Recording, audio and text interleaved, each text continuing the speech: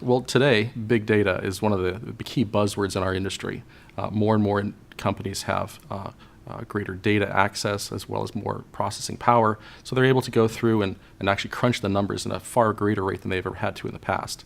So big data is not only popular in industry, it's also popular in the tabloids and the magazines and the newspapers, because more and more people are understanding the power of data and what it can do for an organization. We take the data and turn it into something that's more actionable. And so there's a lot of data out there. We take that information, turn it into something that's very actionable for the business so they can have a better customer experience, enhancing their sales, to determine which customers may be leaving in the future. So we use the data in various ways, but at the end of the day, it's there to help the business unit.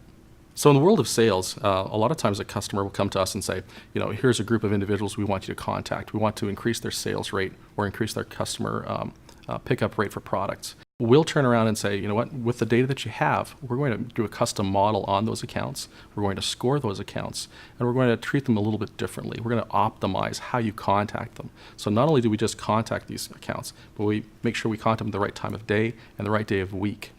Good example we've seen in the industry is where we've done this, where we take the model, we score the accounts, and we perform the optimization. We've generated a 93% increase in sales, but with 20% of the staff. So those kinds of numbers really speak to the bottom line of the customer. So not all data is the same, and I think that's something that we have to make sure that everyone understands. There's some data that's better than others. When a customer comes to us and says, I have these accounts, I want you to attack them with as much as you can and get sales out of them, we'll say, okay, we can do that. But you have to give us special kinds of data or more insight into data. If they just give us a name or an address or phone number, that's the bare bones. But if the customer can come back and say, well, I can give you when the account started. I can tell you how much they've sold or purchased in the past, or how long they've been with us, or indications of loyalty and satisfaction.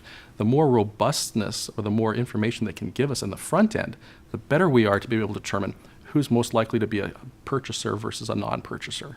So if they're in a bare bones situation, we'll try maybe to add variables that we may have, or in other situations where they have a lot of information, we don't necessarily have to add it. We just actually take it and maybe modify it a little bit. But we're using the information that we have available to help create those models to optimize the inventory. For example, there's a client that has asked us to increase their sales. They gave us a list of 50,000 accounts that they wanted us to increase their sales on. It was a very basic request just to increase sales. In our process of understanding what the client was doing, their type of accounts that they had, we uncovered that they had an attrition problem. And we uncovered that around 35 to 40% of their accounts were either declining in sales or out the door.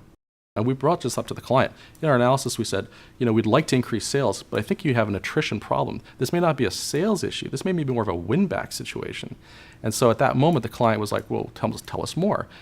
And then we said, so you're going to have accounts that are going to be ones that are going to be sold to, that we can sell. You're going to have other ones that we need to establish some kind of loyalty or some kind of a reason for them to stay. Maybe a very different tact, maybe a very different call.